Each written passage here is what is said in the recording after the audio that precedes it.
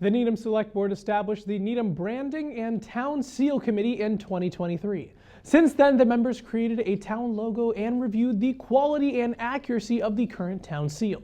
The committee determined the seal should be updated. At the Select Board meeting on Tuesday, March 10th, Kevin Keene, who is the Select Board liaison for the committee, presented the redesigned town seal. Ashley Julier has the details. The existing seal was approved by town meeting in 1891. It was drafted by a committee of two selectmen, town clerk and Emery Grover. There were some historical inaccuracies and challenges. The TP is wrong. It's not the local culture. They would have weetus or wigwams. The Charles is overly wide, and the High Rock is entirely fanciful. It looks like it's in front of the Rockies.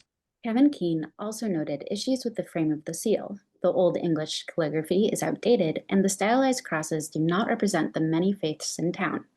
The main scene depicted in the seal, however, was the most important part that needed to be changed. There's a problem with the central story of this. It depicts it very formally and very legally. It's a taking of Native American land. It may not be our proudest moment. Prior to King Philip's War, English land claims were tethered to agreements with local sachems. After King Philip's War, with the collapse of Native American sovereignty, those claims were on shaky ground, so London requested deeds be drafted. In comes Nahoyden, who is actually a student of the Reverend John Eliot. Nahoyden is bilingual, literate, and he had a foot in both cultures, and so he helped draft these deeds. There's an issue with the power dynamic too, and the committee really looked into this, but we can't sugarcoat it. This is a clash of two cultures, and we worked on trying to give them balance and agency to both. But at the end of the day, this was a final capitulation of Native Americans to the English. And again, it doesn't have to be on the town seal. The land deal pictured is really Dedham's origin story, as Needham was founded 31 years after that event. The Town Seal Committee did decide to keep aspects of the original seal, the landscape concept, and the inclusion of Nahoyden. We kept our beloved Charles River, which goes around the town. An old postcard from the History Center Museum, I think it was 1930s or something like that, shows a high rock before it was obscured by trees and spray paint. That's actually the actual view of it. So it is sort of a round top. And like the existing seal, this composition is a composite. You cannot really see this anywhere in Needham. Rivers were the highways of the day, and here we have Nahoyden is the canoeist.